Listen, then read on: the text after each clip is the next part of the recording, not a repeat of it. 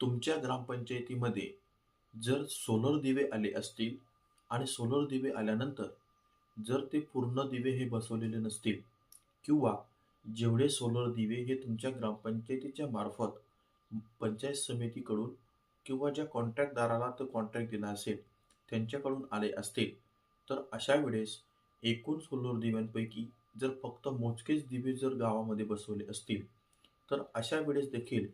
तुम्हाला संबंधित सरपंच, ग्रामसेवक आणि उपसरपंच यांच्या विरुद्ध ग्रामपंचायत अधिनियम कलम 39 नुसार